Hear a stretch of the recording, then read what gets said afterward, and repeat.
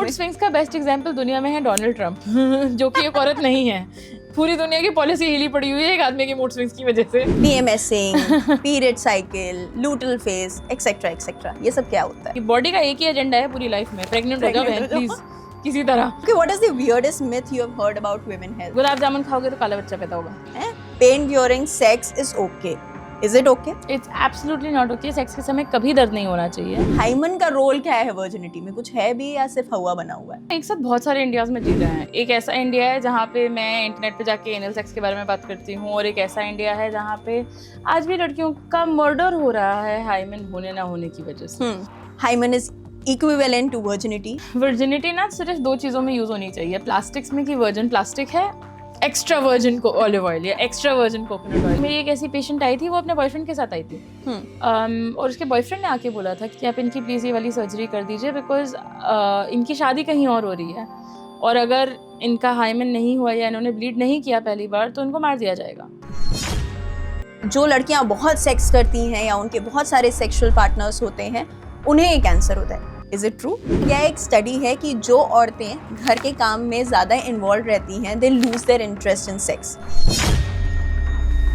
Cervical cancer क्या है, कैसे होता है, कितना रिस्की है, कैसे बचा जा सकता है, बचा जा भी सकता है या नहीं? यूट्रस का सबसे नीचे का पार्ट होता है, इसको हम बोलते हैं सर्विक्स, और इसका कैंसर इंडिया में अर्बन औरतों में तो सेकंड मोस्ट कॉमन है, रूरल औरतों में मोस्ट कॉमन कैंसर है।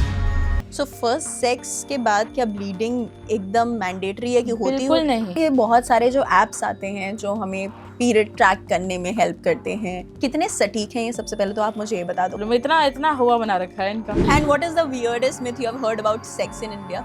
अगर आप बहुत सेक्स करते हैं तो आपके वल्वा के लिप्स जो होते हैं वो बड़े हो जाते हैं। अबॉर्शन के लॉज क्या हैं? डॉक्टर्स को डायरेक्शंस क्या हैं? अगर कोई लड़की अबॉर्शन करवाना चाहती है एंड इज 18+, उसको किन किन सवालों का जवाब देना है, किसका नहीं देना है? As a doctor can you guide अस?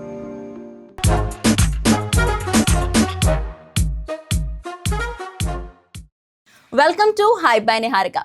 आज का podcast is more like free का डॉक्टर का कंसल्टेशन।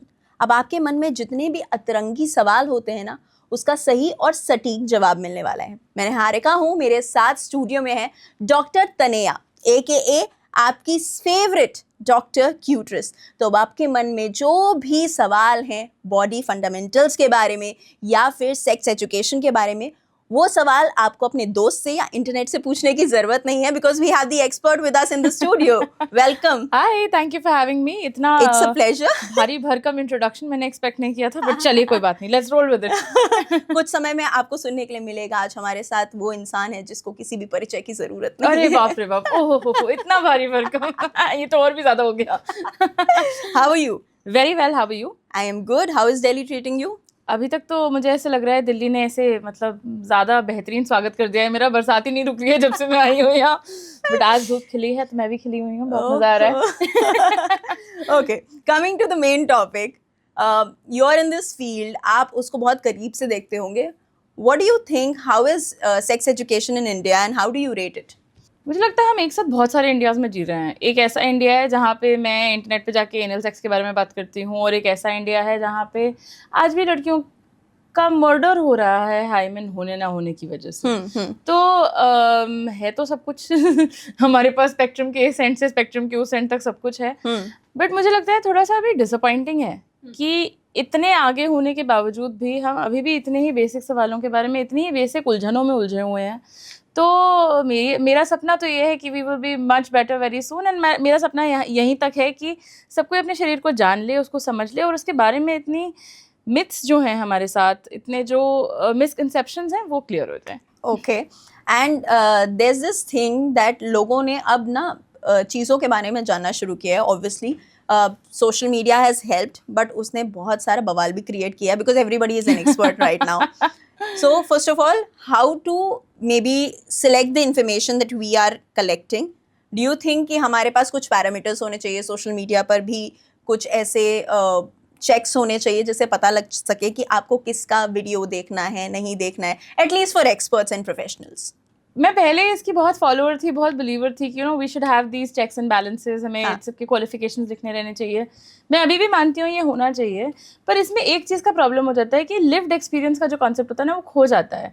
कि मैं अगर इंडिया में मान लीजिए अगर आप लेस्बियन हैं तो आपके क्या हेल्थ रिस्क होंगे, आपकी बॉडी के बारे में आपको क्या जानना चाहिए, पॉजिटिवली क्या जानना चाहिए, नेगेटिवली क्या जानना चाहिए, मैं तो सब बता दूंगी, बट वो लिव्ड एक्सपीरियंस मेरे पास नहीं है और वो मैं नहीं दे सकती। और वो कोई क्वालिफिकेशन वाला इंसान अगर हम ढूंढते रह जाए ना कि लेस्बियन होने में कोई PhD नहीं होती है, तो लिव्ड एक्सपीरियंस का कॉन्सेप्ट खो जाता है। इसलिए मुझे लगता है मिक्स ज़रूर होना चाहिए, बट हाँ अगर आप किसी से साइंटिफिक एडवाइस ले रहे हैं तो उनके क्वालिफिकेशन ज़रूर देखिए। अगर उनके क्वालिफिकेशन नहीं लिखे हैं कहीं पे, then it's a red flag.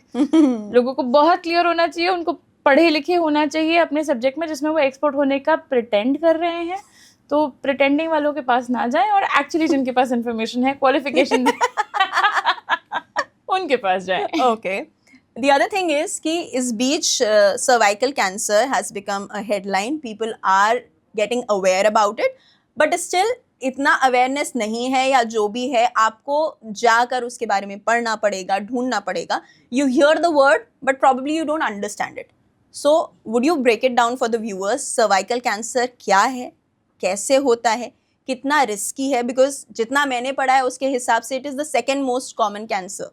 सो कितनी अवेयरनेस है, कितनी अवेयरनेस की ज़रूरत है, कैसे बचा जा सकता है, बचा जा भी सकता है या नहीं? So tell us everything about cervical cancer. ओहो भारी, एक साथ सारा कुछ बताती हूँ। ओके, हम कभी कभी सुनते हैं ना कि सर्वाइकल में पेन हो रहा है, सर्वाइकल का प्रॉब्लम हो गया है। सर्वाइकल या सर्विक्स का मतलब होता है नेक। अभी वो चाहे अपना नेक की बात करें चाहे हम यूट्रस के नेक की बात करें, जो यूट्रस का सबसे नीचे का पार्ट होता है इसको हम बोलते हैं सर्विक्स। और इसका कैंसर इंडिया में अर्बन औरतों में तो सेकंड मोस्ट कॉमन है, रूरल औरतों में मोस्ट कॉमन कैंसर है। इनफैक्ट ग्लोबली भी ये चौथा मोस्ट कॉमन कैंसर होता है। पर हम ब्रेस्ट कैंसर की इतनी बात सुनते हैं, लंग कैंसर की इतनी बात सुनते हैं, हम सर्विकल कैंसर की बात नहीं सुनते, जबकि इतना कॉमन है। तो ये जो यूट्रस का, मैं एक्चुअली थोड़े टेक्निकल मॉडल पे टेक्निकल बातें समझाती हूँ। ओके ये आपका यूट्रस होता है, ये एक्चुअली नॉन प्रेग्नेंट स्टेट में इतना बड़ा सा होता है, फिस्ट के बराबर का होता है। और यूट्रस के सबसे नीचे में जो पार्ट होता है, जो यूट्रस की गर्दन होती है, इसको हम सर्विक्स बोलते हैं। जो छोटा सा यहाँ पार्ट है, ये वजाइना के एंड पे एक ऑलमोस्ट एक बाउंसर की तरह खड़ा रहता है यूट्रस और वजाइना को अलग रखने के लिए। एंड यहाँ का कैंसर बहुत ही ज़्यादा कॉमन है। अब ये कैसे होता है, एक ग्रुप ऑफ वायरसेस होता है जिसको हम बोलते हैं HPV, ह्यूमन पैपिलोमा वायरस। जैसे हमने कोविड के टाइम पे सुना था ना कि डेल्टा वेरिएंट आ गया है या ओमिक्रॉन वेरिएंट आ गया है, वैसे भी HPV के बहुत सारे वेरिएंट्स होते हैं। ऑलमोस्ट 200 वेरिएंट्स होते हैं, जिसमें से काफ़ी सारे होते हैं जो ह्यूमंस को इन्फेक्ट करते हैं। और इतना इन्फेक्ट करते हैं दैट इट इज़ अज्यूम्ड कि अगर आप सेक्शुअली एक्टिव हैं तो आपका कभी ना कभी HPV से एक्सपोजर हुआ होगा। It is one of the most common STIs in the world, sexually transmitted infection. अभी इसके साथ रिस्क क्या है कि ये सिर्फ एक STI हो के पार्टी करके बॉडी में आपके चला नहीं जाता है, कभी कभी ये घर बसा लेता है। मोस्ट ऑफ द टाइम्स हमारी बॉडी इस इन्फेक्शन को अपनी बॉडी से अपने आप क्लियर कर देती है, हमारा इम्यून सिस्टम इसको क्लियर कर देता है। बट कुछ स्ट्रेन्स होते हैं, कुछ वेरिएंट्स होते हैं जो आपकी बॉडी में एकदम कब्जा कर लेते हैं, घर बसा लेते हैं, आज तो हम यहीं रहेंगे, यहीं तबाही करके जाएंगे। एंड पर्टिकुलरली 2 स्ट्रेन्स होते हैं, 16 एंड 18। इनसे हम थोड़ा डरते हैं क्योंकि 16 एंड 18 का सर्विकल कैंसर से बहुत स्ट्रॉन्ग कोरिलेशन है। इंडिया में 84% of cancers, of cervical cancers are because of 16 and 18। 84% मतलब एब्सोलूट मेजॉरिटी। तो इसके लिए हमें क्या करना है? दुखी बात यह है कि इंडिया वर्ल्ड लीडर है सर्विकल कैंसर रिलेटेड डेथ्स में। दुखी बात दूसरी ये है कि ये दुनिया का इकलौता ऐसा कैंसर है जो वैक्सीन से प्रिवेंट हो सकता है। अच्छी बात यह है कि इसके लिए वैक्सीन अवेलेबल है और वो वैक्सीन इंडिया में भी बनती है, विदेशी वर्जन भी बनता है। इसके हमारे पास 2-3 वेरिएंट्स होते हैं। अगर आप इंडिया में लगवाएं तो इंडियन मेड वैक्सीन जो आती है वो आपको पड़ती है करीब 2000 रुपये पर डोज़ की। और अगर आप फॉरेन मेड लेते हैं तो आपको 4000 की भी डोज़ मिल सकती है, 9000, 10,000 की भी डोज़ मिल सकती है। इनमें अंतर ये होता है कि ये आपको नंबर ऑफ स्ट्रेन से प्रोटेक्ट करते हैं। वही हो गया ना, आपने कपड़े का मास्क लगा लिया वर्सेस आपने N95 लगा लिया। आपको डिग्री ऑफ प्रोटेक्शन बढ़ता जाता है, बदलता जाता है। आप जो भी सर्विकल कैंसर का वैक्सीन लगाते हैं वो सबका मेन काम है आपको 16 और 18 से प्रोटेक्ट करना। चाहे आप सस्ता वर्जन लगाएं, चाहे आप महंगा वर्जन लगाएं, चाहे आप अल्ट्रा महंगा वर्जन लगाएं, आपको 16 और 18 से तो प्रोटेक्शन मिलेगी ही मिलेगी। इसके ऊपर आपको प्लस माइनस और चीज़ें मिल सकती हैं। एंड कितने हमें डोजेस चाहिए होते हैं? That is dependent on your age. Okay. सो अगर आप 9 ईयर्स से 45 ईयर्स की एज ग्रुप के बीच के हैं तो आपको ये वैक्सीन लगवाना चाहिए. औरतें, आदमी सबको लगवाना चाहिए. आदमियों में सर्विक्स नहीं होती है, पर आदमियों में और भी तरह के कैंसर्स हो सकते हैं इसकी वजह से, जो कि प्रिवेंटेबल होते हैं, जैसे कि पीनस का कैंसर, एनस का कैंसर, माउथ का cancer. Mouth cancer is very common these days because of HPV, और वो अनप्रोटेक्टेड ओरल सेक्स से फैलता है. तो अगर आप 9 to 45 के हैं तो this is the time to get it. Ideal time है 9 साल से 15 साल की उम्र में लगवाना. इस समय आपको प्रोटेक्शन भी ज़्यादा मिलेगा और पैसे भी कम लगेंगे. इस समय सिर्फ 2 डोजेस लगती हैं. अगर आप 15 साल से ऊपर के हैं 15 to 45 तो आपकी 3 डोजेस लगेंगी. इसमें एक और एडेंडम आ जाता है. अगर आप 26 से कम के हैं तो आप इंडियन वर्जन लगा सकते हैं 2000 पर डोज. तो अगर आप 15 से कम के हैं तो आपका 4000 रुपये में काम हो गया. अगर आप 15 से 26 के बीच के हैं तो आपका 6000 रुपये में काम हो गया. अगर आप 26 से ऊपर हैं तो सिर्फ आप फॉरेन मेड वर्जन्स ले सकते हैं, जो कि 4000 पर डोज यानी करीब 12000 का खर्चा, या 10000 पर डोज यानी करीब 30000 रुपये का खर्चा. So the earlier you get it उतना कम पैसा लगेगा और उतना ज़्यादा प्रोटेक्शन मिलेगा. बट ठीक है ना, अगर कोई प्रॉब्लम हो जाए, it's we always say prevention is better than cure. 30,000 भी लग रहा है, बट यू नेवर नो कि अगर कोई प्रॉब्लम आपको हो जाती है उसका खर्चा कितना जाएगा. 100%. एंड सर्विकल कैंसर के साथ सबसे हार्ट ब्रेकिंग बात ये रहती है कि this is a virus that is this is a cancer that is diagnose very late.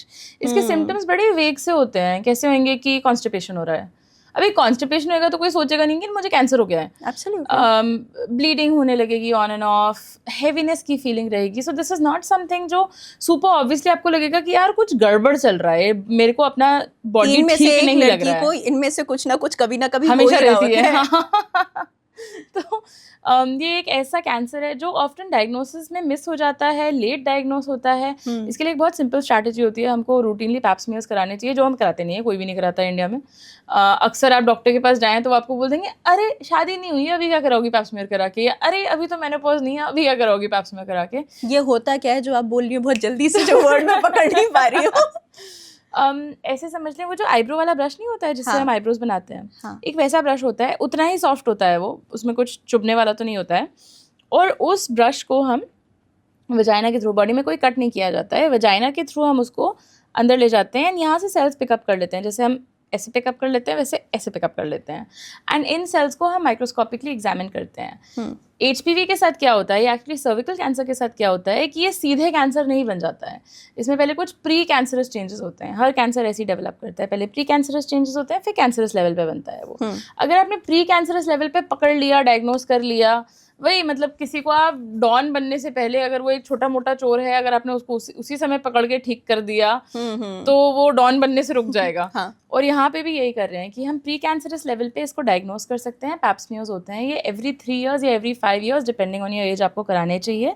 And जो भी चेंजेस हैं उसके हिसाब से हम आपको नेक्स्ट स्टेप्स बता सकते हैं कि अगर थोड़ा सा इन्फ्लेमेशन है पर प्री कैंसरस चेंजेस नहीं आए हैं तो ऑइंटमेंट्स लग जाएंगी, दवाइयाँ लग जाएंगी.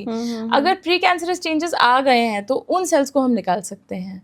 अगर कैंसर तक बात पहुंच गई है तो वो सही टाइम पर डायग्नोस हो जाएगा. इतना नहीं है कि जब बॉडी में फैल गया है तब आपको पता चल रहा है. तो pap smear is also very very essential, पर हम ये करते नहीं हैं रियलिस्टिकली इंडिया में. तो ग्राउंड रियलिटी ये है कि भले ही पढ़ाया जाता है, जैसे हमको पढ़ाया जाता है कि तेल कम खाओ, चिकना कम खाओ, मिर्चा कम खाओ, मसाला कम खाओ, वैसे हमें पढ़ाया भी यही जाता है कि पैप स्मीयर रूटीनली कराओ, पर कराता कोई नहीं है. तो ये स्टेप नहीं हो रहा है तो कम से कम वैक्सीन तो लगवा लो. That way you can get a lot more protection for yourself. What do you think? What are the few tests जो हर मेल या फीमेल को अपने हेल्दी रहने के लिए, क्योंकि नॉर्मली हम क्या बीपी टेस्ट करा लेते हैं, थायराइड चेक करा लेते हैं, जो बेसिक टेस्ट हम सुनते आए हैं कि बेटा ये चीज़ें चेक करा लिया करो कि ठीक हो ये सारे पैरामीटर्स. उसके अलावा ऐसे कौन से टेस्ट हैं जो एक्चुअली इंपॉर्टेंट हैं बट हमारा कभी उस पर ध्यान भी नहीं जाता है? मैं ना बहुत ज़्यादा ओवर टेस्टिंग की फ़ैन नहीं हूँ, क्योंकि हम ओवर टेस्टिंग से ओवर ट्रीटमेंट करते हैं और ओवर ट्रीटमेंट से अक्सर और प्रॉब्लम्स हो जाती हैं. ओके. मुझे लगता है कि आपको एक एनुअल बेसिक अपना चेकअप तो कराना चाहिए. ब्लड प्रेशर आपको रेगुलरली मॉनिटर करना चाहिए. अक्सर हम व्हेन आई से ओवर डायग्नोसिस आई मीन अक्सर हम ना डॉक्टर को देख के घबरा जाते हैं या हॉस्पिटल में जाके घबरा जाते हैं. तो ब्लड प्रेशर वैसे नॉर्मल रहेगा पर उस सिचुएशन में बढ़ जाएगा. इसको हम एक्चुअली वाइट कोट हाइपरटेंशन बोलते हैं कि आपको वाइट कोट देखे ना बीपी बढ़ने लगता है. तो you should monitor this regularly at home as well. ये सिर्फ एक बार अस्पताल में साल में एक बार नहीं होना चाहिए, बट इसके अलावा अपना ब्लड शुगर भी आपको रेगुलरली मॉनिटर करना चाहिए. इसके लिए फास्टिंग वगैरह करने से अच्छा आई ऑलवेज रेकमेंड कि आप HbA1c कराएं. ये ऐसा होता है कि जैसे मैं इसको सोशल मीडिया के टर्म्स में समझाती हूँ। जैसे हमने कोई वीडियो डाला, हमने उसके अभी इनसाइट्स चेक कर लिए, आज का वीडियो तो मस्त वायरल है, 1 मिलियन व्यूज़ आ गए हैं, बहुत अच्छा एवरेज रिटेंशन टाइम है, वर्सेस अगर आप अपने पिछले 3 महीने के वीडियोस देखें, उसमें सब कूड़ा है, एक अच्छा आया है। तो आप तो सोचेंगे भाई मेरा एंगेजमेंट बहुत बढ़िया है, पर अगर आप अपने इनसाइट्स में जाएंगे ना, वो आपको 3 महीने का व्यू देगा कि आपका एवरेज व्यू टाइम इतना है, आपके वीडियोस के एवरेज व्यूज़ इतने आ रहे हैं। तो HbA1c is like giving a longer insight, आपके 3 महीने में आपका ब्लड शुगर का प्रोफाइल कैसा रहा है, फास्टिंग पीपी कितना ख़राब हुआ है।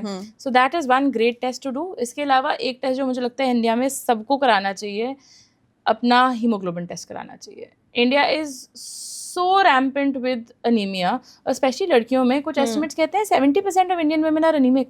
ये कितनी मतलब बर्बाद बात है कि ये एक ऐसी चीज़ है जो न्यूट्रिशनली फिक्स हो सकती है। हम बहुत बड़े बड़े सप्लीमेंट ले लेते हैं, हम अपना हीमोग्लोबिन नहीं चेक कराते हैं। तो definitely get your haemoglobin checked, definitely get your HbA1c checked, pap smear routinely कराइए। सेल्फ एग्जामिनेशन बहुत ज़्यादा ज़रूरी है। काफ़ी सारे कैंसर्स होते हैं जिनको आप अपने रूटीन एग्जामिनेशन कर करके भी आप चेंजेस पकड़ सकते हैं, and if there is a change you can always see your doctor. Breast cancer and testicular cancer in particular, हम ब्रेस्ट कैंसर की काफ़ी बात करते हैं, टेस्टिकुलर की इतनी बात नहीं करते हैं, जबकि it is a very curable cancer. अगर आप सही टाइम पे इसको पकड़ लें, then you can get a lot of treatment and you can effectively kick cancer out of your body. And young age में बहुत होता है, 30s is a prime time for getting testicular cancer. So आपकी body में आपको अपने self examination routinely करने हैं। ओके, जहाँ आपने बात करी pap smear, that is what we call. Okay, जैसे कि आपने बताया काफ़ी सारे डॉक्टर्स कह देते हैं अभी क्या ज़रूरत है, आप सेक्सुअली एक्टिव नहीं हो वगैरह वगैरह। सर्वाइकल कैंसर के लिए एक बात हमेशा कही जाती है, और जब पूनम पांडे वाला केस हुआ था तो लोगों ने और ज़्यादा ये बात कही थी कि जो लड़कियां बहुत सेक्स करती हैं या उनके बहुत सारे सेक्सुअल पार्टनर्स होते हैं, उन्हें ये कैंसर होता है। Is it true? This is absolutely not true. In fact आपने ये बहुत इंपॉर्टेंट बात कही है, बिकॉज मुझे याद है मेरी MBBS की टेक्स्ट बुक में लिखा हुआ था कि risk factors for cervical cancer, उसमें पहला रिस्क फैक्टर था प्रोमिस्क्यूटी। प्रोमिस्क्यूटी मतलब अगर आपके बहुत सारे सेक्सुअल पार्टनर्स हो, ऐसा कुछ नहीं है। इनफैक्ट हमें US से डेटा जो है उसमें हमने देखा है मोर देन 70% ऑफ पीपल जिनको सर्विकल कैंसर हुआ है उनकी ज़िंदगी में एक पार्टनर रहा है टोटल। तो ऐसा नहीं है कि इस वैक्सीन लगाने से आप ज़्यादा फ्री हो जाएंगे, आप ज़्यादा फ्री हो सकते हैं, क्योंकि और भी STIs एक्सिस्ट करती हैं दुनिया में। एंड ऐसा नहीं है कि ये सिर्फ प्रोमिस्क्यूस लोगों में ऐसा होता है या जो बहुत ज़्यादा सेक्सुअली एक्टिव होते हैं उनमें ऐसा होता है। आप कहीं से भी उसको उठा सकते हैं। ये वही बात हो गई ना कि जो लोग बहुत पार्टी करते हैं उन्हीं को जुकाम होता है। अब एक बार भी पार्टी करने जाएंगे, ज़्यादा लोग से मिलेंगे, 2 लोग से मिलेंगे, 1 लोग से मिलेंगे, उसमें जुकाम का वायरस होगा तो वो आपको दे देगा। So, this virus, this vaccine has nothing to do with the number of sexual partners you have. Okay, and where we talk about this cancer and HPV vaccine, there's a drive that you're hosting with the Mumbai Kidney Foundation. Absolutely. Do you want to talk about it? What is it? Yes, I'm very excited about it. तो मेरी जिंदगी का ना ऐसे मोर्चा बना रखा है मैंने कि मैं HPV वैक्सीन हर जगह लगवाऊंगी, इसको नेशनल। मैंने सोशल मीडिया पे भी आपके बहुत सारे पोस्ट देखे हैं। ये मेरा जिंदगी का एक मकसद है। जब से मैंने कंटेंट शुरू किया और मैंने देखा कि लोगों को पता ही नहीं है इसके बारे में। मैं तो सोचती थी सबको पता होगा, लोग लगवा नहीं रहे कि महंगी है, पर कंटेंट के बाद मुझे पता चला लोगों को इसके बारे में पता ही नहीं है और ये इतनी मिरेक्युलस वैक्सीन है। तो मेरी लाइफ के मोर्चे मतलब सेंट्रल थीम ये बन गया है। एंड उसके साथ मुंबई किडनी फाउंडेशन के पास कुछ फंड्स थे and they heard about my love for this vaccine and wanting to talk more about it.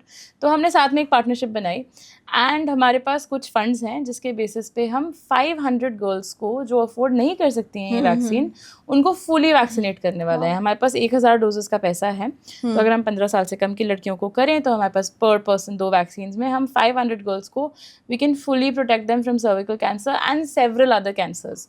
सो 21 सितंबर को we are having this drive. It begins in Mumbai itself and then locally हम मुंबई में जो लड़कियां आएंगी हमारे पास हम उनको वैक्सीनेट कर सकते हैं। अगर आप एक्सट्रीमली फाइनेंशियल हार्डशिप से नहीं आते हैं तो आप ये वैक्सीन पे करके भी लगवा सकते हैं। हम कॉस्ट प्राइस पे दे रहे हैं, ऐसा नहीं है कि हमारी जेब में कुछ भी जा रहा है यहाँ पे। हम अपने फार्मास्यूटिकल पार्टनर से पार्टनर करके कॉस्ट प्राइस पे, ताकि ज़्यादा से ज़्यादा लोग ये वैक्सीन लगवा सकें, वो भी कर रहे हैं। एंड ऑफ कोर्स अगर आप किसी को जानते हैं जिसके पास मीन्स नहीं है इतनी महंगी वैक्सीन लगवाने की तो वो आके हमारे पास फ्री में लगवा सकते हैं। This is wonderful. I am very excited for it. Very, very congratulations. Thank you. I hope Thank it you so becomes much. successful and the word spreads. और सब लोग वैक्सीन लगवा और लें। सब लोग वैक्सीन लगवाएं। Okay. So there's this thing I read on social media. I want to ask you about it.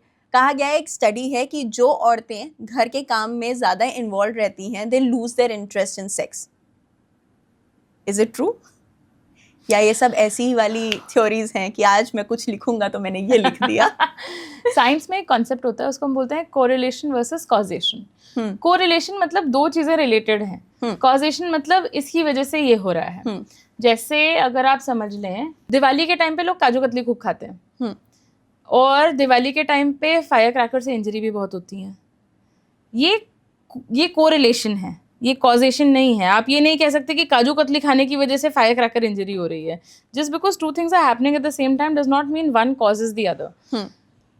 Diwali का टाइम है, दिवाली की वजह से काजू कतली खाई जा रही है, दिवाली की वजह से फायर क्रैकर इंजरीज हो रही है, बट इसका मतलब ये नहीं कि A इक्वल्स टू B तो B इक्वल्स टू C. तो ये कॉन्सेप्ट बहुत ज़रूरी है. एंड साइंस में अगर हम इस कॉन्सेप्ट को समझ लें ना, तो बहुत सारी जो बकवास हेडलाइंस आती हैं हम उनको डिलीट कर सकते हैं. अगर आप घर के कामों में बहुत ज़्यादा इन्वॉल्व हैं, आपको कोई हेल्प नहीं मिल रही है, इट्स फ्रस्ट्रेटिंग, इट्स एग्जॉस्टिंग कि आप अपना घर भी संभाल रहे हैं, आप बाहर का भी अपना संभाल रहे हैं, बच्चे भी संभाल रहे हैं. And if you don't feel like your with your partner, your partnership is not coming through, then of course it can be frustrating, और फिर मन नहीं करता है अपने पार्टनर से कनेक्ट करने का. तो ये कोरिलेशन है, कॉजेशन नहीं है. घर के काम करने से सेक्स की डिजायर कम नहीं हो जाती है.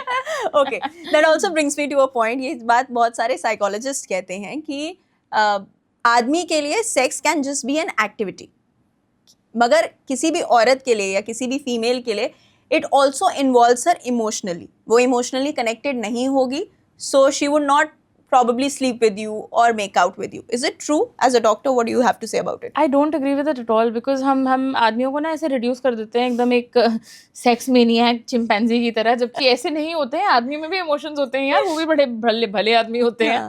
एंड वही हो गया खाने की तरह. Sex is also a bodily need, खाना is also a bodily need. ये तो वही हो गया ना कि लड़कियों को जब तक प्यार से बनी खिचड़ी ना दो तो वो नहीं खाएंगी, और आदमी को तुम पत्थर भी खिला दो तो वो खा लेगा. ऐसे थोड़ी होता है. बकवास. Okay. It is normally said कि pain during sex is okay. Is it okay? It's absolutely not okay. Sex के समय कभी दर्द नहीं होना चाहिए. जब हम टर्न ऑन होते हैं ना, तो हमारा वजाइना ऐसे एक्सपैंड करता है. वजाइना वल्वा सब कुछ एक्सपैंड करता है, क्योंकि उसको पता है कि यहाँ पे पीनस आने वाला है, तो उसके लिए स्पेस क्रिएट करनी है. हमारी बॉडी बहुत इंटेलिजेंट होती है. बाकी जगह तो हम अरे वाओ साइंस कितनी बढ़िया, भगवान जी कितने बढ़िया, उन्होंने इतनी इंटेलिजेंट बॉडी बनाई. यहाँ पे कैसे हमारा बॉडी की इंटेलिजेंस चली जाती है? नहीं जाती है. The vagina expands when you are aroused, and अगर वो सही से आप अराउज नहीं है तो वो सही से एक्सपैंड नहीं करेगा. सही से एक्सपैंड नहीं करेगा तो पेन होएगा. ऐसा नहीं होना चाहिए. और ये भी नहीं है कि फर्स्ट टाइम सेक्स में भी दर्द होता है, क्योंकि हाइमन जो होता है ना, वो भी स्ट्रेच करता है आपकी वजाइनल स्ट्रेचिंग के साथ. तो it should never be painful. Initially थोड़ा सा डिस्कम्फर्ट ज़रूर हो सकता है, बट पेन का लेवल कभी नहीं आना चाहिए. अगर पेन आ रहा है, there could be an underlying infection, there could be inflammation, यानी सूजन हो सकती है, बहुत सारे पेल्विक फ्लोर इश्यूज हो सकते हैं जिसकी वजह से पेन हो सकता है. तो अगर आपको सेक्स में पेन हो रहा है, this is not normal. Please अपने डॉक्टर से मिलिए. कभी कभी बहुत सिंपल सी चीज़ हो सकती है कि आप लूब्रिकेटेड नहीं हैं सही से. आप वजाइनल लूब्रिकेंट यूज़ कर सकते हैं, भले कितने टर्न ऑन क्यों ना हो. तो you can use a lubricant and fix the issue. कभी कभी और सीरियस इशूज़ की वजह से हो सकता है. तो this should be treated. Sex is pleasurable, not painful. Okay, you just spoke about hymen. Hymen, आजकल हाइमन रिपेयर सर्जरीज हमने सुना है. Hymen is equivalent to virginity. हमें बताइए वर्जिनिटी क्या है, हाइमन क्या है, और हाइमन का रोल क्या है वर्जिनिटी में? कुछ है भी या सिर्फ हवा बना हुआ है? वर्जिनिटी ना सिर्फ दो चीज़ों में यूज़ होनी चाहिए. प्लास्टिक्स में कि वर्जिन प्लास्टिक है, और मतलब जो एकदम फ्रेशली मेड प्लास्टिक है, या ऑलिव ऑयल, एक्स्ट्रा वर्जिन को ऑलिव ऑयल या एक्स्ट्रा वर्जिन कोकोनट ऑयल. इसके अलावा वर्जिनिटी एक मेडिकल कॉन्सेप्ट बिल्कुल नहीं होता है. ओके, हम किसी भी तरह से वर्जिनिटी को मेडिकली टेस्ट नहीं कर सकते हैं, बिकॉज हाइमन जो होता है, जो वजाइना के एंड पे होता है, वो एक ढक्कन की तरह नहीं होता है. वो एक छन्नी की तरह होता है. उसमें होल्स होते हैं काफ़ी सारे, जिसके थ्रू मेंस्ट्रुअल ब्लड निकल सकता है, क्योंकि अगर ढक्कन होता तो मेंस्ट्रुअल ब्लड बाहर नहीं आ सकता. ये बात शायद अटपटी लगे कि ऐसे थोड़ी होता है, पर मैंने लिटरली लास्ट मंथ हम लोगों ने एक 15 साल की लड़की पे ऑपरेट किया था. उसका पीरियड, मतलब उसको बहुत भयानक पीरियड पेन होता था, पर पीरियड नहीं आता था. एग्जामिनेशन किया, देखा उसका हाइमन ढक्कन की तरह था. फिर हमने उसको ऑपरेट करके उसका हाइमन काटा ताकि ब्लड बाहर आ सके, और इतना ब्लड निकला है उस लड़की में से जब हमने काटा है ना, मतलब बस निकलता ही चला जा रहा था, निकलता ही चला जा रहा था, बिकॉज महीनों का ब्लड भरा हुआ था अंदर. Oh my God. तो यहाँ पे एक ढक्कन नहीं लगा होता है, जो कि पहली बार सेक्स करने से फट नहीं जाता है. इसमें ऑलरेडी होल्स होते हैं, ये हाइमन स्ट्रेच कर जाता है। हाइमन एक्चुअली वो जो वैसे वाले रबर बैंड नहीं आते हैं सिल्क वाले, वो वैसे की तरह होता है, उसमें काफ़ी सारा टिश्यू होता है, पर वो एक्सपैंड कर सकता है एक तो। दूसरी बात, हाइमन में ब्लड वेसल्स बहुत कम होती हैं, अगर आप तोड़ भी लें तो उससे इतनी ब्लीडिंग हो नहीं सकती है, क्योंकि उसमें ब्लड वेसल्स ही इतनी कम होती हैं। तो पहले ज़माने में जब हमें सेक्स की इतनी अंडरस्टैंडिंग नहीं थी, औरतों के लिए सेक्स बुरी बात मानी जाती थी, और अक्सर बहुत कम उम्र पे पहली बार सेक्सुअल इंटरकोर्स होता था। उस समय टेयरिंग होती थी, क्योंकि वजाइनल टेयरिंग होती थी, वजाइना में इंजरी होती थी, जिसको हम समझते हैं कि मतलब नो सील नो डील वाली बकवास हमने आजकल बना ली है। The hymen is just a piece of tissue, आपकी वेजिनिटी का उससे कोई लेना देना नहीं है। वेजिनिटी एक स्पिरिचुअल अंदरूनी कॉन्सेप्ट है, आप डिसाइड करिए आपके लिए उसका क्या मतलब है। With all of this said, I do understand कि हमारे देश में वर्जिनिटी जैसे कॉन्सेप्ट्स पे लड़कियों की जान जाती है। ट्रू। तो पहले मैं इन सर्जरीज के बहुत अगेंस्ट थी, बट फिर मेरे ही कुछ ऐसे एक्सपीरियंसेस हुए, मेरे ही कुछ ऐसे पेशेंट्स आए जिनके बाद मुझे लगा कि भले ही मैं इस प्रोसेस में विश्वास नहीं रखती हूँ और मैं लोगों को एजुकेट करना चाहती हूँ इसके बारे में, इन प्रोसेसेस की अनफॉर्चुनेटली हमारे सोसाइटल आइडियाज़ और थिंकिंग की वजह से आज भी ज़रूरत है इस देश में, क्योंकि आज भी ज़िंदगी और मौत का सवाल है काफ़ी लोगों के लिए। तो मैं जज नहीं करूँगी, पर मैं ये प्रोसीजर करती भी नहीं हूँ, ना करने देती हूँ लोगों को। एंड या that's the thing. But I am sure आपको अब समझ जाना चाहिए कि वो जो बॉलीवुड में आप देखते हैं सफ़ेद बेडशीट पे खून है और ये सब है, दैट्स बकवास, एब्सोल्यूट बकवास। और ये जो हाइमन रिपेयर सर्जरी है ये भी बोगस है फिर? Again there is a need for it, मैं समझ रही हूँ, क्योंकि मेरी एक ऐसी पेशेंट आई थी, वो अपने बॉयफ्रेंड के साथ आई थी। और उसके बॉयफ्रेंड ने आके बोला था कि आप इनकी प्लीज़ ये वाली सर्जरी कर दीजिए, हमारे हॉस्पिटल में आए थे कि आप इनकी प्लीज़ ये वाली सर्जरी कर दीजिए, बिकॉज इनकी शादी कहीं और हो रही है, और अगर इनका हाइमन नहीं हुआ या इन्होंने ब्लीड नहीं किया पहली बार तो इनको मार दिया जाएगा। तो तब मुझे पहले तो लगा कि क्या बकवास है भाई, ये कैसा कपल है। फिर 2-4 बार मैंने बैठ के सोचा कि ये एक्चुअली रियलिटी है लोगों के लिए, कि उनको सच में मार दिया जाता है ऐसे रीज़न से। तो ठीक है, मतलब मैं समझ रही हूँ उसकी नीड क्यों है। एक सोशल ईवल है, एक सोशल ईवल को कवर अप करने के लिए, ताकि लोग मर ना जाएं, ये एग्जिस्ट करता है, but obviously I don't support it. So first sex के बाद क्या ब्लीडिंग एकदम मैंडेटरी है कि होती? बिल्कुल नहीं। In fact more than half of women report कि उनको पहली बार सेक्स में ब्लीडिंग नहीं होती है अगर वो टर्न्ड ऑन हो। सो ये तो पूरी चीज़ ही, ये तो कॉन्सेप्ट ही बेकार हो गया कि अगर ये सर्जरी करवाई एंड आपने, मान लो कि आपने कभी सेक्स नहीं किया, आपने शादी के बाद ही पहली बार सेक्स किया, तभी तो चांसेस हाई हैं कि मतलब 50-50 चांसेस है ना कि आपको ब्लीडिंग नहीं होगी। अगर आप अराउज्ड हैं, आपका वजाइना ऑलरेडी ऐसे एक्सपैंड कर गया है, तो क्यों ब्लीडिंग होएगी? अगर आप डरे हुए हैं, सहमे हुए हैं, एकदम अपनी बॉडी टाइट करके रखी हुई है, अगर मैं जैसे डेंटिस्ट के पास जाते हैं ना तो थोड़ा डर जाते हैं तो मुँह करके पकड़ लेते हैं, तो डेंटिस्ट भी डांटता है कि क्या है, मुँह छोड़ो, थोड़ा मुँह नहीं रिलैक्स कर पाता है, और दर्द होता है। जितना आप टाइटली अपने बॉडी को रखेंगे तो उतना इंजरी बढ़ेगी, उतना रिस्क बढ़ेगा एंड उतनी ब्लीडिंग होएगी। तो you don't want to be scared, you want to be relax, you want to be happy. आप इंटीमेसी एंजॉय करना चाहते हैं, आप इंटीमेसी से घबराना थोड़ी चाहते हैं। तो ये बिल्कुल ही बकवास कॉन्सेप्ट है कि पहली बार सेक्स में दर्द होता है या पहली बार सेक्स में ब्लीडिंग होती है। ऐसा बिल्कुल ज़रूरी नहीं है, कुछ लोग को होती है।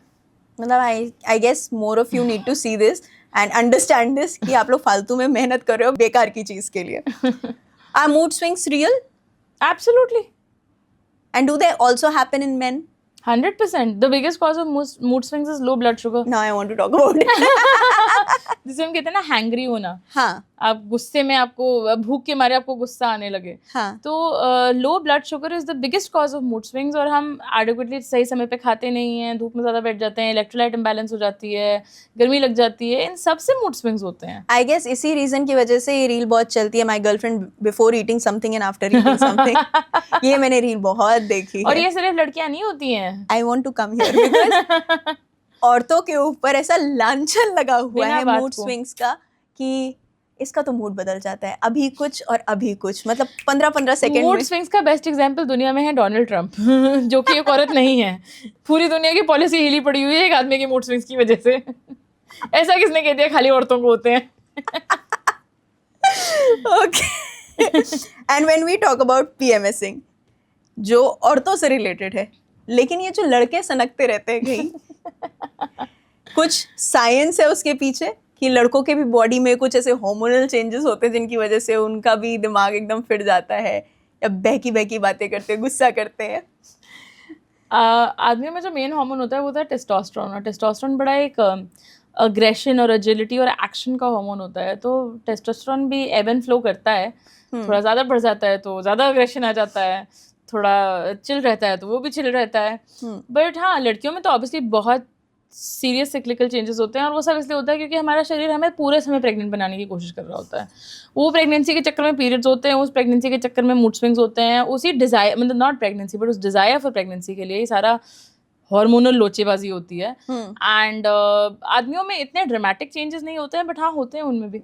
ओके आजकल ये बहुत सारे जो एप्स आते हैं जो हमें पीरियड ट्रैक करने में हेल्प करते हैं, और what is the best time to get pregnant, और इस टाइम आपकी लोएस्ट प्रोबेबिलिटी है प्रेग्नेंट होने की, कितने सटीक हैं ये सबसे पहले तो आप मुझे ये बता दो। और उसके साथ ही उसमें बहुत सारे फेजेस लिखे रहते हैं, PMSing, पीरियड साइकिल, लूटल फेज, एक्सेट्रा एक्सेट्रा, ये सब क्या होता है?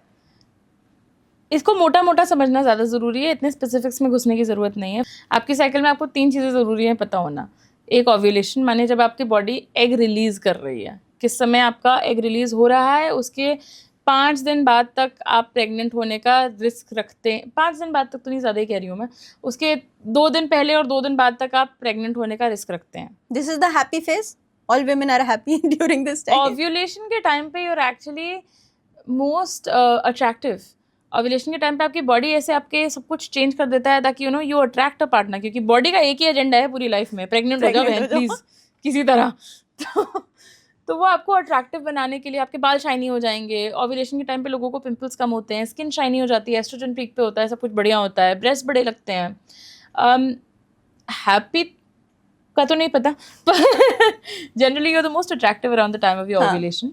दूसरा फेज जो जानना जरूरी है वो होता है PMS। PMS माने पीरियड से जस्ट पहले का फेज।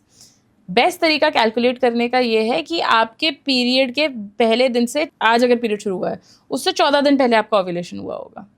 तो थोड़ा रेट्रोस्पेक्टिवली कैलकुलेट करना पड़ता है, हम मतलब आगे से नहीं हम कैलकुलेट कर सकते हैं उसको। पीरियड से करीब 10 दिन पहले, 7 दिन पहले बॉडी में चेंजेस आने लगते हैं, ब्रेस्ट हैवी होने लगती हैं, मूड स्विंग्स होने लगते हैं, जो आपके हैप्पी हार्मोन्स होते हैं बॉडी में वो ड्रॉप कर जाते हैं, एस्ट्रोजन ड्रॉप कर जाता है, पिंपल आने लगते हैं, टेस्टोस्टेरोन शरीर में आगे आ जाता है, रहता उतना ही है पर आगे आ जाता है, तो उसकी वजह से एग्रेशन आ जाता है, गुस्सा आ जाता है।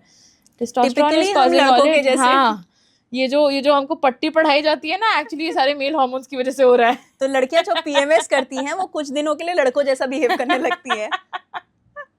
तो PMS का एक फेज होता है, जानना ज़रूरी है। उसके अलावा इमीडिएटली आफ्टर योर पीरियड जो फर्स्ट फ्यू डेज होते हैं, आपका जो पीरियड फेज होता है वो आपको जानना ज़रूरी होता है, जो करीब 2 से 7 दिन का हो सकता है, लोगों में डिफरेंट होता है। That is the average range. Is it okay कि किसी को 2 दिन के ही पीरियड्स हो? 2 days to 7 days is a perfectly normal amount of time. इस रेंज में आपको हो रहे हैं तो ठीक है। अगर आपका पीरियड अचानक से बदल गया है, पहले बहुत तेज होता था बहुत कम हो गया है, या पहले बहुत कम होता था बहुत तेज हो गया है, या पहले 5 दिन के लिए होता था अब 1 दिन के लिए आ रहा है, if there is an obvious change go see your doctor. But 2 to 7 days का range is completely normal. Usually first 2 days पे ज़्यादा पेन होता है, टूवर्ड्स मतलब जैसे जैसे पीरियड बढ़ता जाता है पेन घटता जाता है। अगर आपका पीरियड बढ़ने के साथ साथ पेन बढ़ रहा है then you should see a doctor. It can be a sign of some underlying medical condition.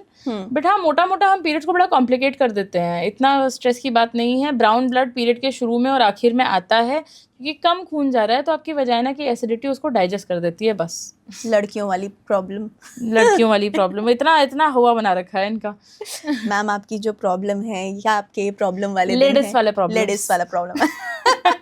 अच्छा, ऐसा कुछ किया जा सकता है, आर देयर एनी मेडिसिन्स और लाइफस्टाइल चेंज जिसकी वजह से ये जो पीरियड क्रैम्प्स होते हैं वो ना हो? बिकॉज आई एम श्योर मतलब आधे से ज़्यादा लड़कियों का ना यही प्रॉब्लम होगा। और उसके बाद जब बात हो जाती है कि पीरियड लीव्स देनी चाहिए तो लड़के ऐसे हो जाते हैं, वैसे तो इनको इक्वालिटी चाहिए, लेकिन पीरियड लीव की बात होती है तो ये लोग उछल उछल के आगे आती, नहीं नहीं हमें तो चाहिए पीरियड लीव्स। एक ऐसा एग्जाम्पल देती हूँ जो कि नेसेसरीली डायरेक्टली ट्रांसलेटेबल नहीं है, पर अगर कोई हैंडीकैप्ड है, अगर कोई डिसेबल्ड है, तो हम उसके लिए ऑफिस में सीढ़ी के साथ साथ रैंप लगा देते हैं। ये उसकी लाइफ इजी करना है। इसका मतलब ये तो नहीं है कि वो इक्वालिटी का क्वेश्चन इक्वालिटी पे सवाल उठा रहे हैं, वो तो कहते हैं हम आपके साथ इक्वल हैं, और वो हैं, बिल्कुल इक्वल हैं। बट जस्ट बिकॉज आप किसी की ज़िंदगी आसान कर रहे हैं, उसको अकोमोडेट कर रहे हैं, तो इसका मतलब ये तो नहीं है ना कि आप उसको कोई अनफेयर एडवांटेज दे रहे हैं। पीरियड्स भी वही चीज़ है, पीरियड्स में बहुत पेन होता है, हमारे पास एक अनफेयर डिसएडवांटेज है जो हमको हर महीने सहना पड़ता है, that impacts are productivity, that impacts are life. तो उसके लिए हमें एक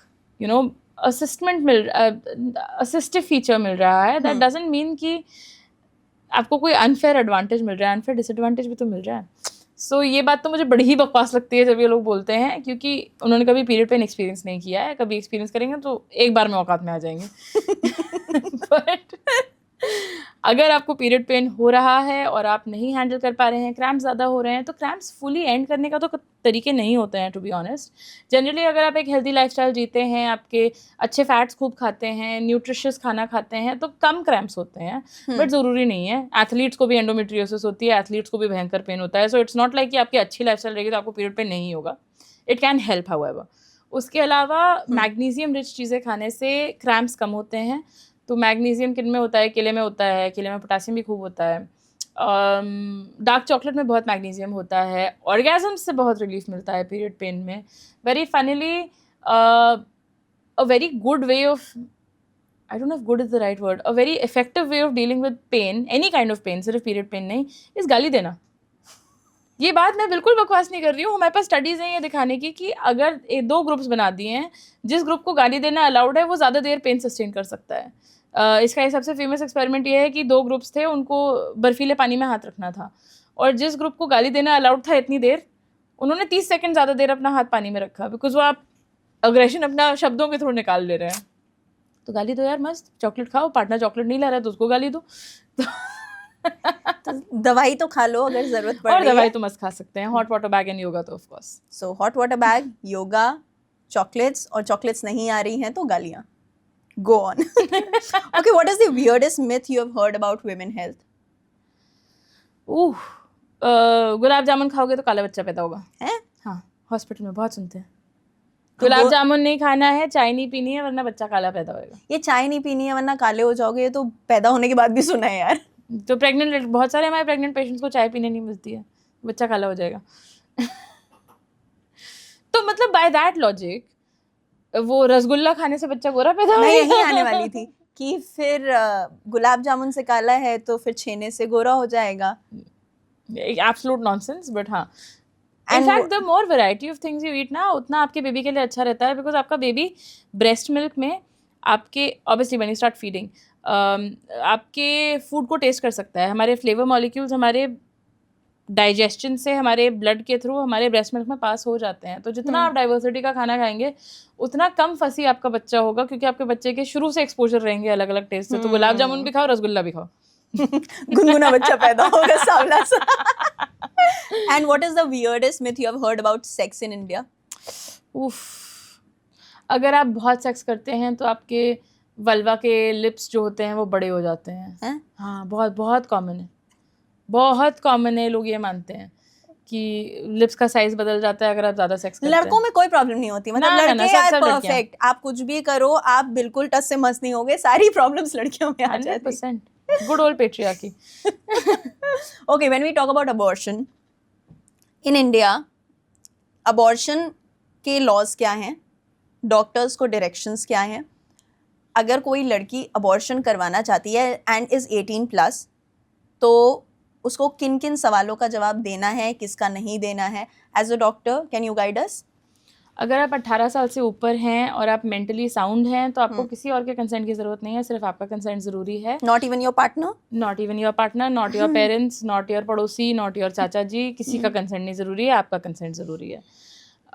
विद दैट सेड, डॉक्टर्स का भी कंसेंट ज़रूरी होता है कि डॉक्टर्स को मेडिकली फिजिबल लगना चाहिए। ये depending on the age of the pregnancy, एक डॉक्टर, 2 डॉक्टर मतलब का कंसेंट इन्वॉल्व हो सकता है, बट प्रैक्टिकली इतना इम्पोज नहीं होता है।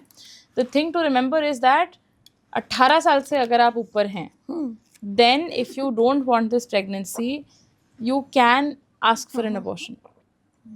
Severe harm to the mental health of the mother is a requirement under which आप, is a regulation under which आप एक abortion करा सकते हैं। और अगर आप अनवेड मदर हैं इंडिया जैसे देश में, तो severe harm हो सकता है आपकी मेंटल हेल्थ को। तो you can always go and ask for it. ज़्यादा पैसे नहीं लगते हैं if you are unmarried. It is the same amount of money wherever you go. It is not illegal if you are unmarried. Unmarried लोग भी abortion करा सकते हैं. And lastly, depending on the age of the pregnancy हम आपको procedure बताते हैं. कभी कभी मेडिकली भी हो सकता है, कभी कभी सर्जिकली भी ज़रूरत पड़ सकती है. As a rule it is always safer to get it surgically, because उसमें आपका ज़्यादा क्लीनली हो सकता है. फीटस के पार्टिकल्स अंदर बचे नहीं रहते हैं. एंड सब कुछ मेडिकल सुपरविजन में होता है. जब मेडिसिन से लोग करते हैं, अक्सर पहली चीज़ जो महा इलीगल काम होता है कि वो केमिस्ट के यहाँ से डायरेक्टली खरीद के ले आते हैं. एंड ये वो कम्प्लीटली इलीगल है. वो ऐसे मिल जाता है ओवर द काउंटर. काफ़ी जगहों पे मिलने लगा है. तो ये कम्प्लीटली इलीगल है, पहली बात. और दूसरी बात, ये डेडली भी हो सकता है, ये जानलेवा हो सकता है. क्योंकि काफ़ी बार एक ऐसा होता है कि नॉर्मली प्रेगनेंसी जो है ना, फर्टिलाइजेशन यानी जो बेबी बनता है वो आपके ट्यूब्स में बनता है, फिर वो जाके यूट्रस में समा जाता है. मतलब जिससे हम समझते हैं ना कि कॉलेज में इश्क लड़ाते हैं और फिर शादी करके कहीं घर बना लेते हैं. तो अलग अलग जगह दोनों चीज़ें हो रही हैं. अक्सर क्या होता है कि प्रेगनेंसी मतलब घर तक बात पहुंच ही नहीं पाती है, वहीं पे वो घर बना लेते हैं. तो ट्यूब में भी प्रेगनेंसी इम्प्लांट हो सकती है, ट्यूब के बाहर भी हो सकती है, यूट्रस के बाहर हो सकती है. इसको हम एक्टोपिक प्रेगनेंसी बोलते हैं और ये काफ़ी कॉमन होता है. और अगर एक्टोपिक प्रेगनेंसी में आपने ऐसी पिल खा ली तो it can B deadly. Ectopic pregnancy by itself is also deadly, but उसमें आपने सोने पे सुहागा अगर और कर दिया तो बहुत ही ज़्यादा बुरे केसेस आते हैं, बहुत रूटीनली आते हैं. तो ये कोई रेयर सर्कमस्टेंस नहीं है. So always always always do it under medical supervision. अगर आप पिल से भी करना चाहते हैं तो एक डॉक्टर के पास एक अल्ट्रासाउंड कराने के बाद जाके कराइए. With that said, please remember, आपको ज़्यादा पैसे देने की ज़रूरत नहीं है. ये इलीगल नहीं है. अगर आप अनमैरिड हैं तो आपसे वहाँ पे जाके आपका आधार कार्ड मांगा जाएगा, कोई आइडेंटिफिकेशन मांगा जाएगा, क्योंकि हमें अपनी रिकॉर्ड कीपिंग करनी होती है.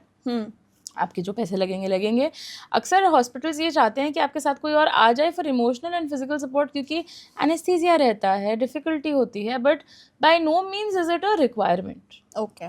एंड मान लीजिए कि कोई एक पेशेंट आती है who is healthy, maybe 6 weeks 8 weeks pregnant, तो और उसे अबॉर्शन करवाना है, तो क्या प्रोसीजर होगा? अगर वो आपके पास आई है and she tells you that I don't want to keep this baby, what are the next steps? I am not going to talk about the counselling aspect, because अक्सर काफ़ी लोगों का मूड बदल जाता है, तो all of that is separate. मैं सिर्फ लॉजिस्टिकली बात कर रही हूँ. नेक्स्ट स्टेप्स में आपका पहले एक अल्ट्रासाउंड होगा. अल्ट्रासाउंड में चेक करेंगे प्रेगनेंसी की लोकेशन क्या है, अंदर है कि बाहर है. उसके अलावा कुछ ब्लड टेस्ट होंगे टू मेक श्योर आप हेल्दी हैं, आप सेफ हैं, you can undergo a procedure. And then depending on the age of the pregnancy, usually 9 weeks से कम में हम बाय पिल्स करते हैं. बट डिपेंडिंग ऑन कि आपकी पुरानी हिस्ट्री कैसी है, आपके कभी कोई बच्चा हुआ है कि नहीं, आपकी कभी कोई प्रेगनेंसी हुई है कि नहीं, depending on all of these factors हम डिसाइड करेंगे कि मेडिकली होगा कि सर्जिकली होगा. मेडिकली होगा तो आपको कुछ पिल्स दी जाएंगी, उसके बाद आपको अंडर सुपरविजन हॉस्पिटल में भी रखा जा सकता है, आपको घर भी भेजा जा सकता है. एंड सर्जिकली होगा तो आपको एडमिट करके एनेस्थीसिया के अंडर ये प्रोसीजर करते हैं.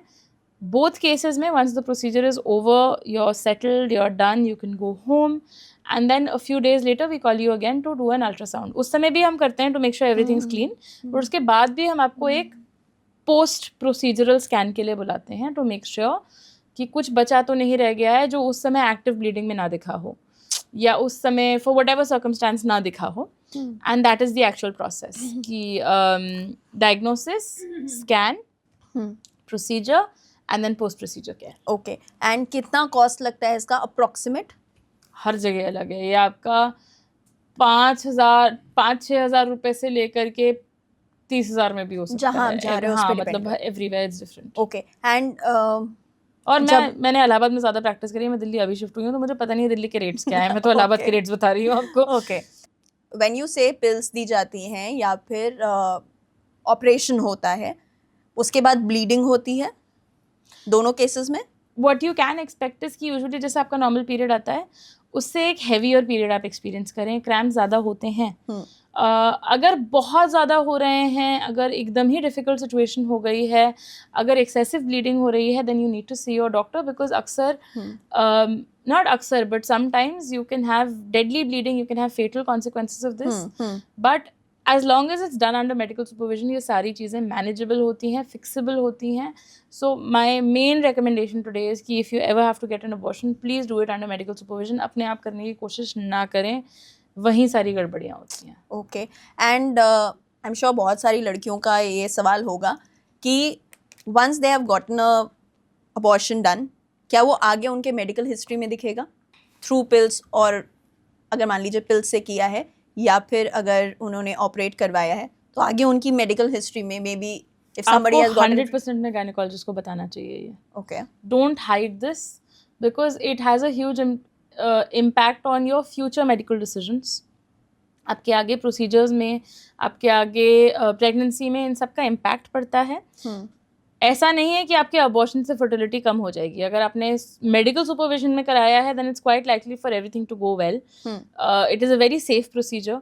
बट अगर आप छुपा रहे हैं देन हाँ आपको फ़र्क पड़ सकता है, आपके कॉम्प्लिकेशंस हो सकते हैं, आपको दिक्कतें आ सकती हैं. ओके, यू टोल्ड अस कि हमारी बॉडी लगी रहती है कि हम प्रेग्नेंट हो जाएं, लेकिन बहुत सारी औरतों का ये डिसीजन होगा कि maybe they don't want to get pregnant और एट अ सर्टेन एज, क्योंकि अभी आपका करियर है, आपकी लाइफ है, whatever. So egg freezing is a thing that has become quite popular. Egg freezing कैसे करवा सकते हैं, बेस्ट एज क्या होती है, कहाँ कराया जा सकता है, उसके बाद का प्रोसीजर क्या है, कितना पैसा लगता है, पूरा प्रोसेस हमें समझा दीजिए. प्रोसेस बहुत लंबा है टू बी ऑनेस्ट. हाँ.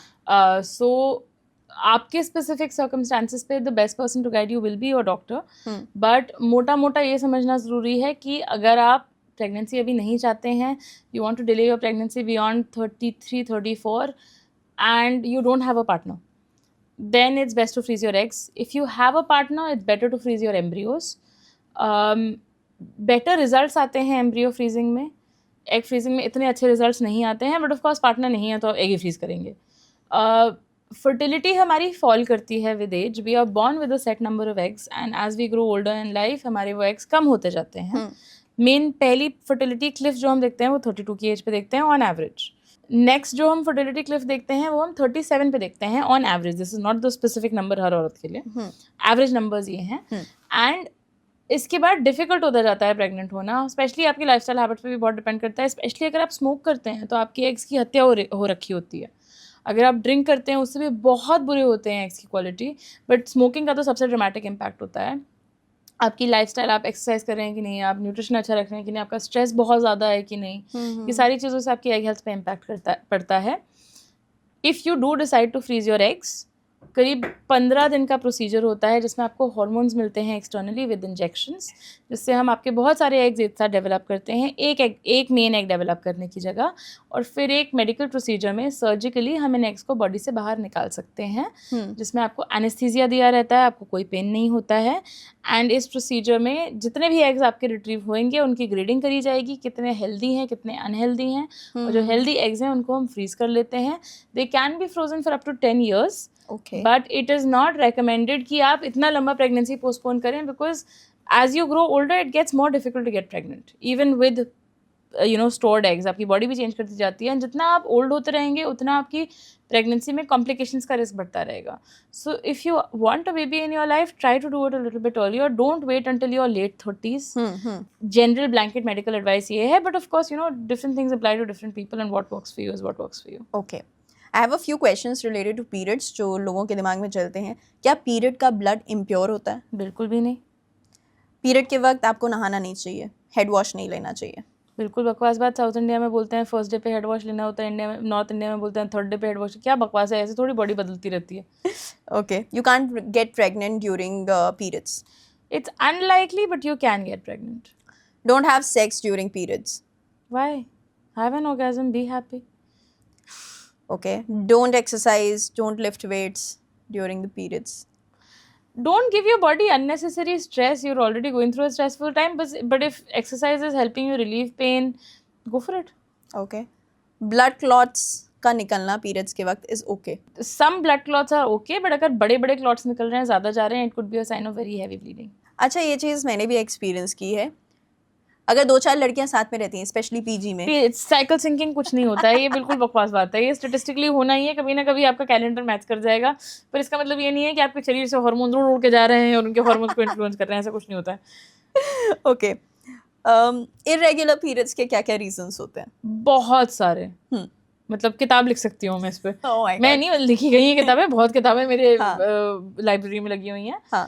It can range from something as simple as stress to something as complex as severe hormonal imbalances.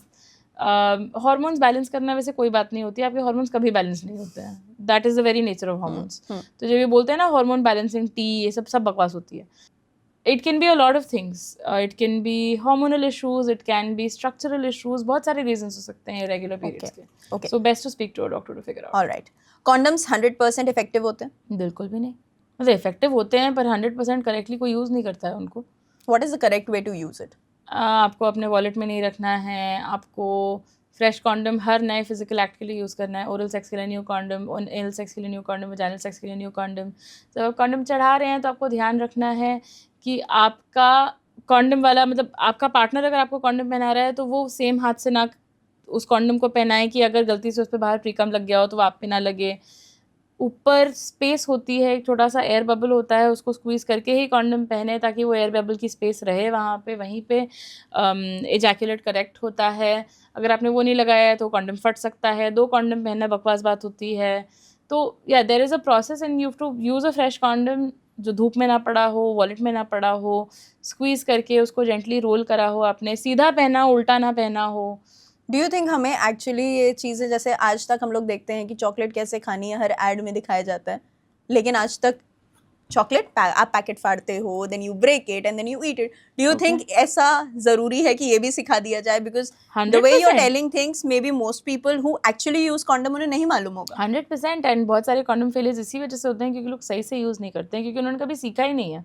बस हाँ ही में बताया कि ओ कॉन्डम, ओ आओ फार्मासिस्ट के पास जाएंगे ट्रूथ एंड डेयर में कॉन्डम खरीदने, यही होता है.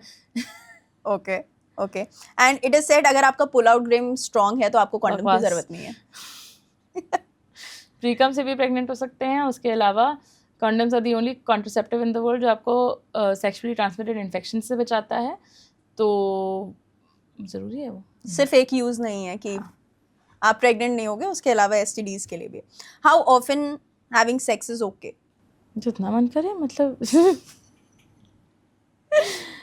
एज लॉन्ग एज आपकी नॉर्मल लाइफ पे इससे कोई फर्क नहीं पड़ रहा है, जितना मन करे करो. मतलब there is no doctor prescribed amount of sex you should be having. Okay. So we have seen many ऐसे फिल्म्स और क्लिप्स जहाँ पे ये दिखाते हैं कि okay this is the ideal duration, या यार ये तो there was this love stories if you remember. So it's just like बस इतना. So what is the ideal duration according to a doctor? There is no ideal duration because in medicine we see it in terms of pleasure मिल रहा है कि नहीं, we see it in terms of pregnancy हो पा रही है कि नहीं. प्लेजर के लिए पेनिट्रेशन ज़रूरी नहीं है. प्लेजर और भी चीज़ों से आ सकता है, हाथ से आ सकता है, मुंह से आ सकता है, टॉयज से आ सकता है. प्रेगनेंसी के लिए कोई ड्यूरेशन मैटर नहीं करती है, एजैकुलेशन अंदर होना चाहिए, that's all. This is more of an individual decision between partners. With that said, what is important to know is that the average duration for most sex is around 2 minutes. तो 2 minutes अगर penetrative intercourse last कर रहा है तो ये average duration होती है globally. बाकी ये आपका और आपके पार्टनर के बीच का डिसीजन है और अंडरस्टैंडिंग है कि आपको क्या अपील कर रहा है और आपके लिए कितना एडिक्वेट है. Size matters? बिल्कुल भी नहीं. ओके. ऑर्गेज्म के पीछे की साइंस क्या है? And female orgasm and male orgasm के बीच जो इतना बड़ा गैप है कि मेल्स को होना ही चाहिए, फीमेल्स को हो रहा है नहीं हो रहा है, most of them don't even discover कि ऐसा कुछ होता भी है. ऑर्गेज्म गैप इसलिए एग्जिस्ट करता है क्योंकि हम लोगों को उनकी बॉडी के बारे में सही से सिखाते नहीं हैं, स्पेशली फीमेल ऑर्गेज्म के बारे में नहीं सिखाते हैं. बट इसका मतलब ये नहीं है कि औरतों के लिए ऑर्गेज्म करना और मुश्किल होता है.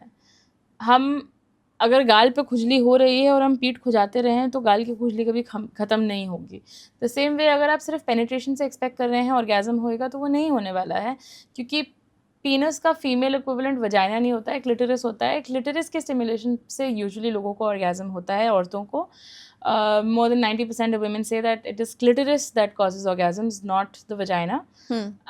इसको टैप करने से, इसको स्टिमुलेट करने से, मुंह से, टॉयज से, हाथ से, whatever, that is the way to get an orgasm. If we go with this understanding तो ऑर्गेजम्स थोड़े डीमिस्टिफाई हो जाते हैं. एज सच कोई ख़ास डिफरेंस नहीं है. ओके. एंड जो एक बहुत ही फेमस सा फ्रेज है जी स्पॉट. जी स्पॉट कुछ नहीं होता है. जी स्पॉट, कोई ऐसा बटन नहीं होता है आपके वजाइना के अंदर जहाँ पे जिसको टच करने से मैजिकली ऑर्गेजम्स आने लगेंगे. एक जी जोन हो सकता है. बेसिकली वजाइना के ऊपर आपका क्लिटरिस ऐसा बैठा रहता है एंड आप उसको इनडायरेक्टली स्टिमुलेट कर सकते हैं थ्रू द वजाइनल वॉल. एक एरिया होता है जिसमें हम मोटा मोटा उसको स्टिमुलेट कर सकते हैं. पर इसका मतलब ये नहीं है कि अंदर कोई बटन है जिसको छूने से सारा मैजिक हो जाएगा. उसको हम मेडिसिन में clitorourethral, actually never mind, let's not get into that. एक मोटा मोटा वजाइना का जो टॉप वॉल होता है उसमें between 9 o'clock to 2 o'clock, that is the zone जिसमें सबसे स्ट्रॉन्ग स्टिम्युलेशन फील हो सकता है. But it is always going to be indirect stimulation, it's not going to be direct stimulation. And usually direct stimulation of the clitoris is what leads to orgasms, not indirect stimulation through penetration. And ऐसे ही कुछ mails में भी होता है क्या? Mails में P spot होता है, बट प्रोस्टेट के मसाज से ऑर्गेजम्स बहुत स्ट्रॉन्ग आते हैं. But the way to reach the prostate is through the anus, through the bum. तो काफ़ी लोग इसके लिए कंफर्टेबल नहीं होते हैं. तो अगर ऐसा है तो you can always explore it. But P spot orgasms काफ़ी स्ट्रॉन्ग और इंटेंस माने जाते हैं. Okay, we are in the capitalist world. बहुत सारी चीज़ें नई नई आती हैं आजकल मार्केट में. You have creams and lotions जो आपके प्राइवेट पार्ट्स को ब्राइटन अप कर देंगे. Then you have pleasure toys XYZ. What things we should never put into our vagina, in or around, and what things are okay? Never put anything inside your vagina unless it's been prescribed to you, or it is a menstrual cup or a tampon or a like menstrual product है या sexual toy हो या obviously penis हो या fingers हो. इसके अलावा vagina के अंदर कुछ नहीं जाना चाहिए. The vagina is self cleaning. Vulva में डार्कनेस, पिगमेंटेशन नॉर्मल होता है. इसके लिए ये क्रीम्स बकवास होती हैं. Not only do they not work but sometimes they can also lead to side effects and rashes and irritation and lead to permanent discolouration. Okay. And what do you think, what are the main reasons for erectile dysfunction? Again, it's a huge, I mean, it's a huge area of medicine. ऐसा नहीं है कि कोई specific single reason होता है. Hormonal issues भी होते हैं, स्ट्रेस भी होता है.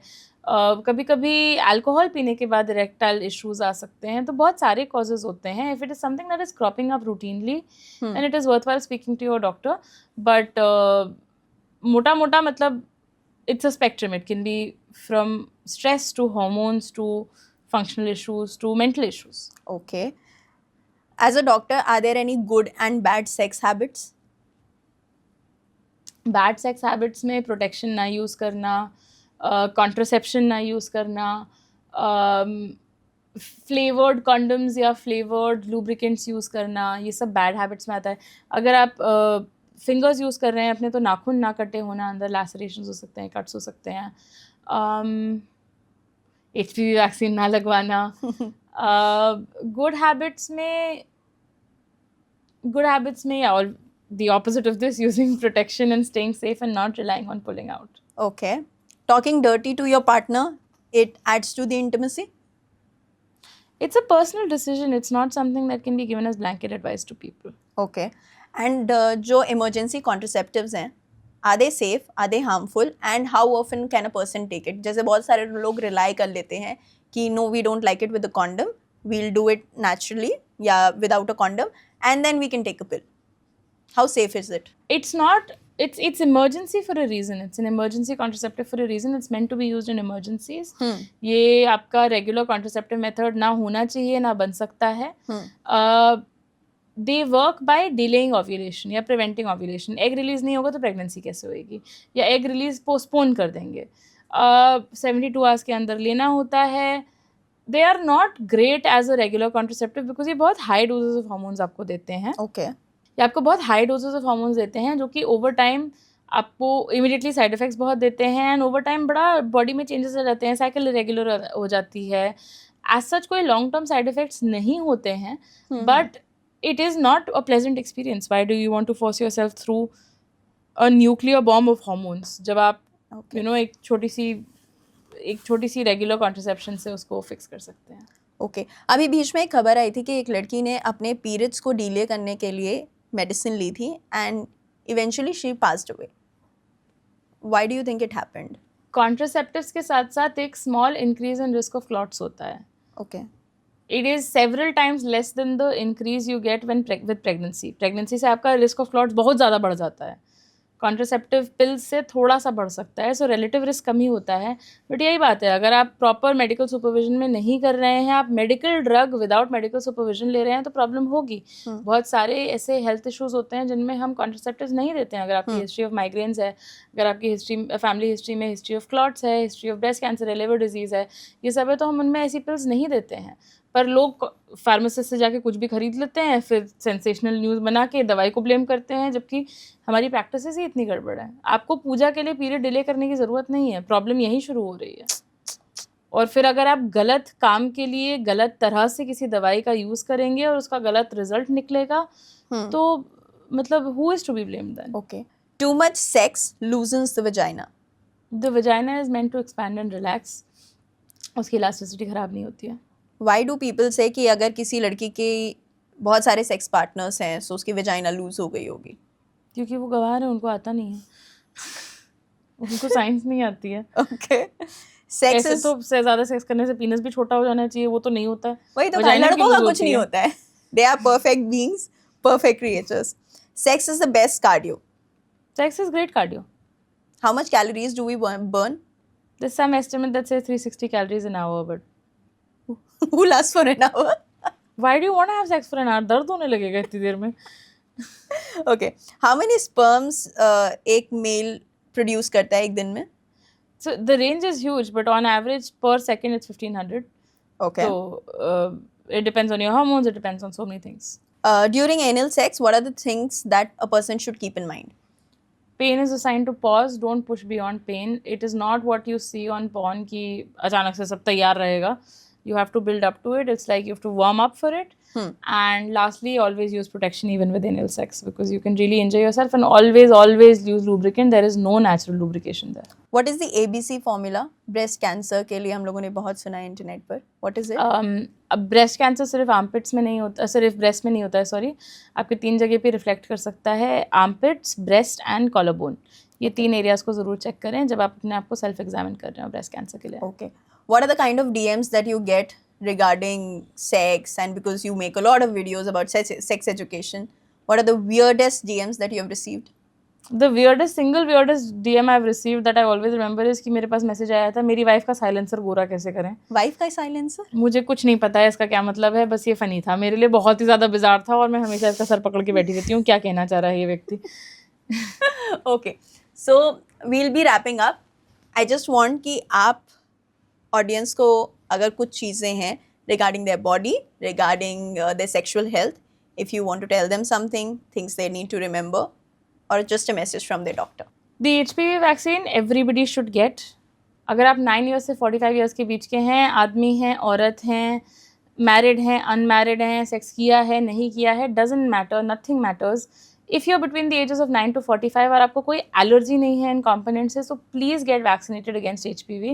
This is one of the single best decisions you can take for your sexual health. The other 2 best decisions you can take for your sexual health is please use a condom for every sexual act, oral sex, anal sex, vaginal sex, हर किसी चीज़ में condom ज़रूर use करें. And lastly, cigarette छोड़ दें. ये आपकी ज़िंदगी का बेस्ट डिसीजन होगा, सेक्सुअल हेल्थ के लिए भी नहीं, ओवरऑल आपकी लाइफ का बेस्ट डिसीजन होगा. Don't smoke. ये सिर्फ और सिर्फ आपकी लंग्स को ही नहीं, आपकी स्किन, आपकी फर्टिलिटी, आपकी सेक्सुअल हेल्थ, हर चीज़ को इम्पैक्ट करता है. इनफैक्ट स्मोकिंग से आपके इरेक्शंस भी कमज़ोर हो सकते हैं. तो सुट्टे को बोलना है bye. Thank you so much and many congratulations for फुर्सत ब्रा. Thank you so much. अगर आपको ये पॉडकास्ट पसंद आया है तो फटाफट से नीचे लाइक का बटन दबा दो. बतेरे कमेंट्स करने आपको कैसा आपको ये लगा पूरा पॉडकास्ट, क्या क्या चीज़ें आपने सीखी, आपके क्या क्या क्वेरीज बाकी हैं वो भी आप नीचे कमेंट कर देना. और नहीं कमेंट करने का मन है तो इनके पास जाइएगा, ये बहुत सारे वीडियोस बनाती हैं, बहुत सारे Q&As करती हैं, इनको पकड़ लीजिएगा, ये सारे सवालों के जवाब दे देती हैं. देर सवेर आपको मिल ही जाएगा. और हो सकता है आपका सवाल ऑलरेडी इनकी फीड में पड़ा हुआ हो. और ये सारी चीज़ें अगर नहीं हो पा रही हैं, आलसी हो, एकदम बैठे हुए हो, ऐसे स्क्रॉल करते करते इस वीडियो तक आ गए थे और यहीं आकर रुक गए, तो वो सारे सवाल नीचे लिख देना, हम इनको DM कर देंगे, हम भर देंगे इनके DMs उन सवालों से और आप तक जवाब पहुंच जाएगा. फिलहाल जाने से पहले इस वीडियो को शेयर कर दीजिएगा, अपने सभी दोस्तों को मेल फीमेल बता दीजिएगा कि HPV वैक्सीन इज़ नेसेसरी, लगवा लें. क्या कॉस्टिंग है, क्या कुछ है, ये सब कुछ आपको इस पॉडकास्ट से पता चल गया होगा. बस अब जाओ, मस्ती करो, खाओ पियो, ऐश करो. Bye bye. I will see you in another video.